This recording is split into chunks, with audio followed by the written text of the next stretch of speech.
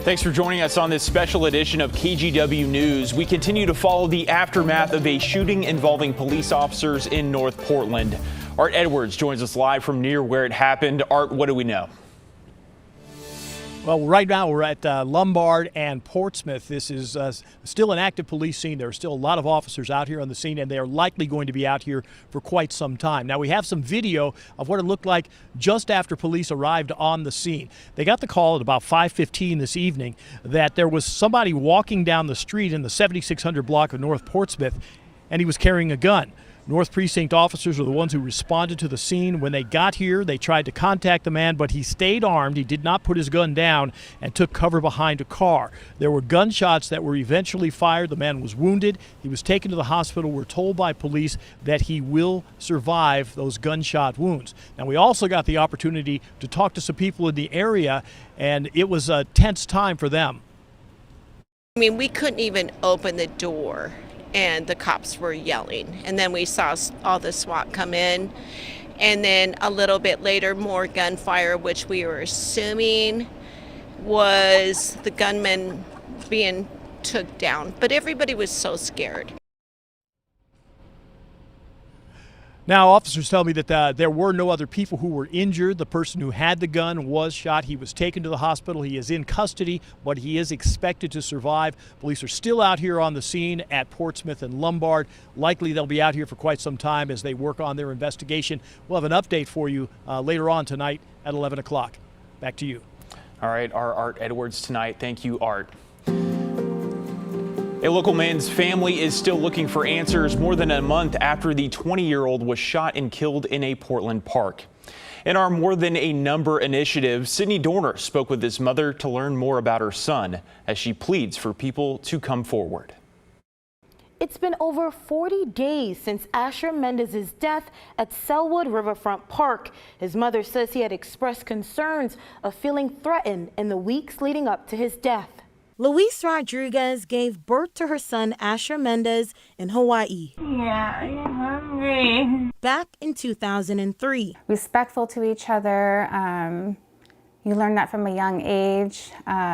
Caring, and I mean, the word aloha. That's what it was like there. They moved to Portland when Asher was in 5th grade. She says that was the point his life took a turn. He eventually kind of got into a group that wasn't the best choice in friends. By the time he was 20, he decided to start a family. Precious baby. Mendes and the mother of his child battled with homelessness. They landed an apartment, then his ex-girlfriend decided to leave one night with their son. And he woke up and they were gone, and that was in May. And he hadn't been able to see the baby since. He tried and he tried. He was heartbroken.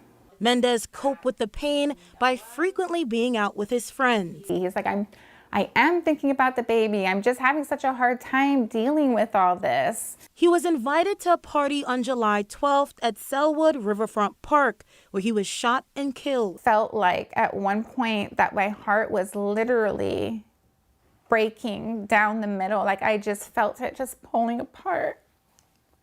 Just devastated. Detectives believe many people were in the area at the time of the shooting and left without speaking to officers. And nobody is saying anything. I don't think it's unreasonable for me to question that, because I think it's something anybody would question. He didn't deserve this. He did not deserve this. Right now, Asher's family has started a GoFundMe in hopes of raising reward money to motivate people to come forward with answers. Linked on our site at kgw.com. Back to you. Thank you, Sydney. Our initiative aims to help give a face and a voice to victims and families impacted by tragedy. If you or someone you know has been a victim of a homicide and you'd like to share your story, you can reach out by sending us an email to morethananumber@kgw.com.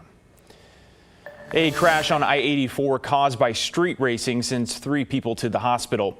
It happened around 3 in the morning in the westbound lanes near the Airport Way exit. Gresham police officers say a white Mercedes was racing a car and hit another car, which caused it to roll over. While the driver fled the scene, 3 passengers were found inside hurt. The driver was later arrested and booked on multiple felony charges. More police are coming to Portland's Oldtown neighborhood. It's an effort to address ongoing livability and security concerns. Starting next month, the Bureau will set up a mobile office by Northwest 3rd and Davis and leave a parked police vehicle near the Chinese Garden. Police have been working the area for months, increasing walking beats and pairing with outreach workers to help those struggling with addiction. You know, there's a lot of people struggling and suffering, and I wish that the solutions could just be continuing to invest in their well-being and housing. Actual resources, not just like food, but like people to talk to and housing and stuff. There are a lot of things that need to happen down here. One of them is that we need a sense that laws are enforced. The city says it will meet with the Oldtown community about twice a month to talk safety.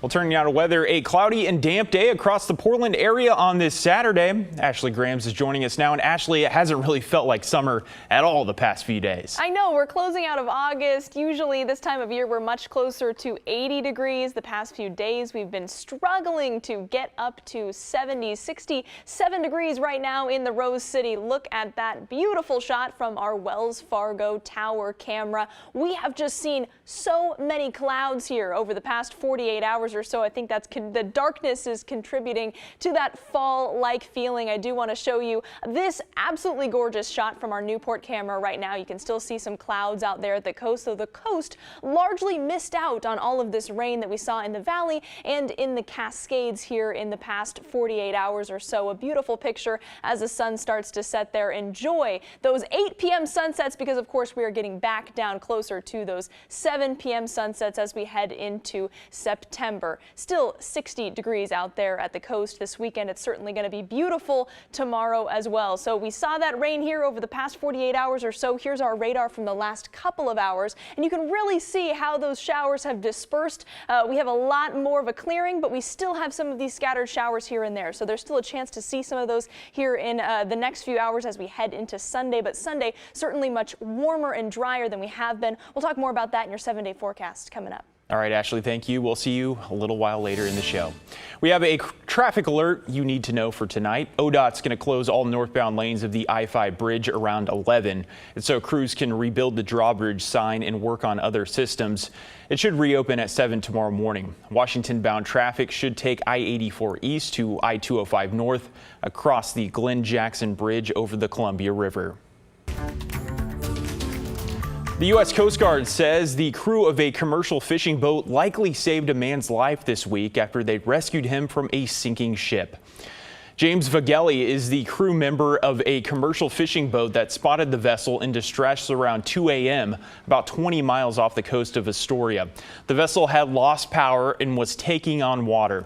James and his fellow crew members contacted the Coast Guard and realized they wouldn't arrive in time to rescue the man on that boat, who James describes as being between 70 and 80 years old. So they pulled their boat alongside and assisted the man aboard while battling choppy seas. About 10 minutes later, his vessel started sinking. It went onto its side and then did this where the bow was sticking up and started going down. And the chopper was up ahead right as it was going down. And he was in dire straits. There was no other boat around for several miles. Unbelievable. James said the rescued man is named Larry and described Larry as being very grateful they were able to help him out. A statewide race in Washington to find the top 2 candidates is so tight that nearly 2 million ballots in the state will need to be recounted by hand. Today in Clark County, election workers began the task of sorting roughly 137,000 ballots by hand to start the recount. Former Washington District 3 Congresswoman Jamie Herrera Butler leads the race for the Public Lands Commissioner. But the difference between second and third is just 51 votes. That's right, just 51. A hand recount is automatically triggered when the difference is less than 1,000 votes and 1/4% between 2 candidates. As we're looking at each, again, humans looking at each ballot on that one race, we will find, I'm sure we'll find some ballots where where the voter didn't mark the ballot as instructed, and it may well be that it will be added into the count or taken away from the count. And he goes on to add that the recount in Clark County should be finished by the end of the week. The top 2 candidates will move on to the general election in November. In Portland, the Saturday market downtown went on as expected today, but with a fancy new title.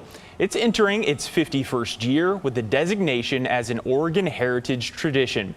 According to the state's Parks and Recreation Department, these are events more than 50 years old that represent what it means to be an Oregonian.